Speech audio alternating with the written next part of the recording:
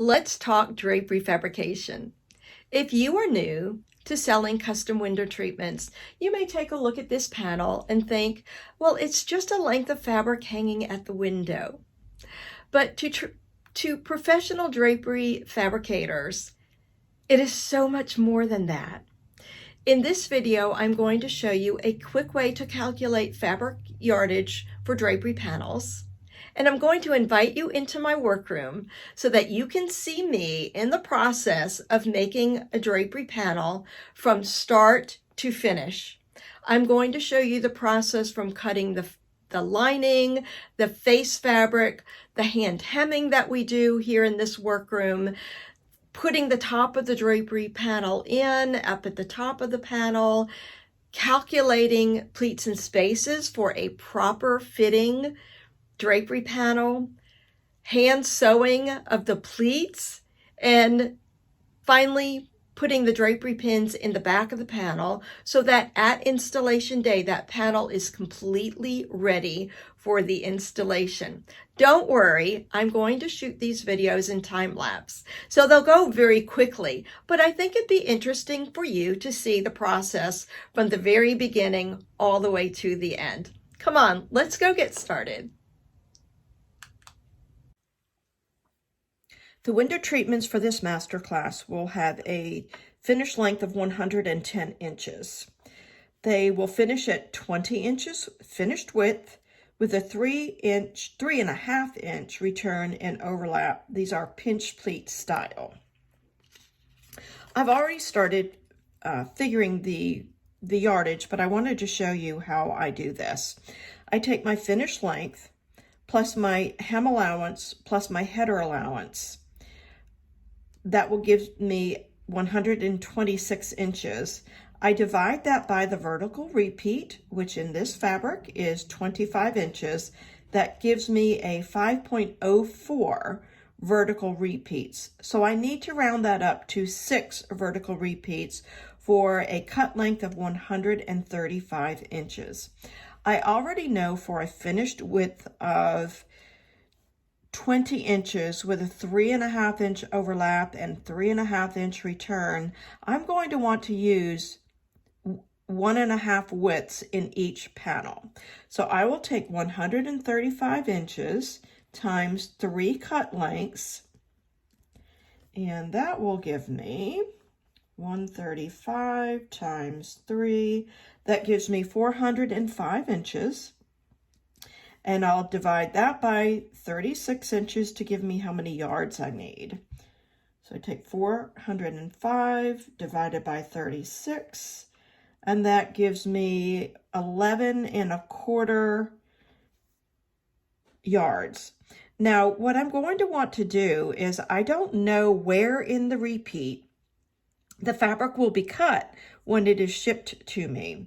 So I'm going to add one additional repeat to that 405 inches.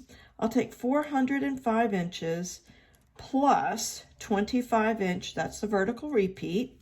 So that's going to give me 405 plus 25. Oh, turn the calculator on. So I'll take 405 plus 25. That gives me 430 inches. And I'll divide that by 36.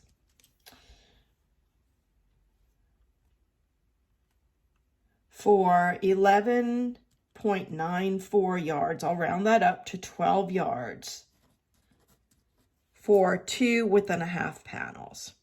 It's that easy.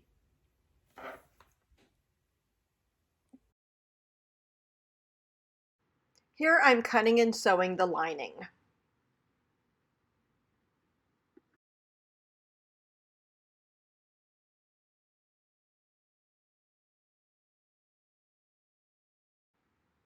One width of lining is split to give me my 2 half widths.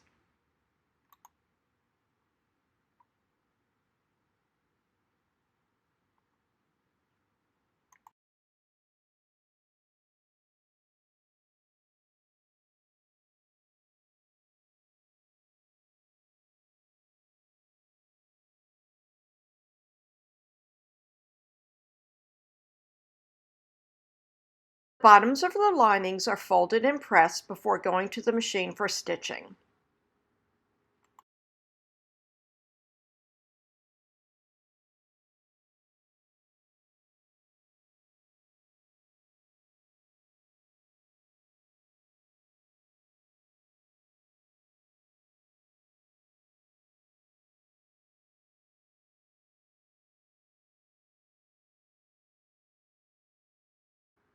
Realizing you've run out of bobbin and needing to change it in the middle of a seam is almost a given on any day in a drapery workroom.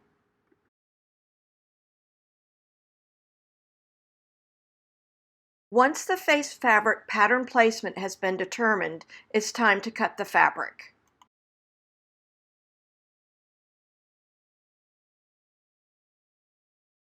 Before sewing the widths of fabric together, the pattern is meticulously matched at the seam.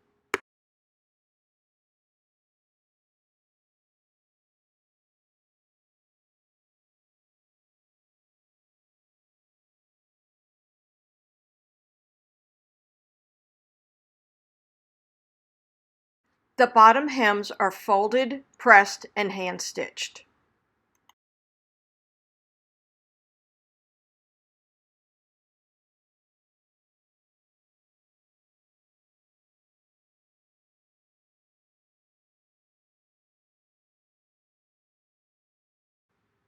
Now it's time to table the drapery to the proper finished length, add the lining, fold and press the side hems and hand stitch them in, and close the drapery header at the top of the panel.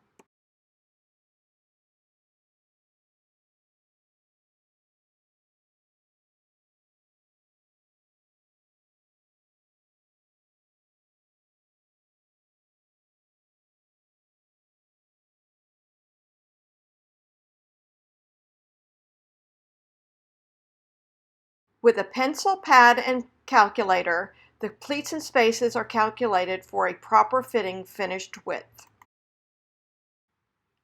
This process is fan folding, and that allows us to create beautiful pleats in the workroom, creating less work at the installation.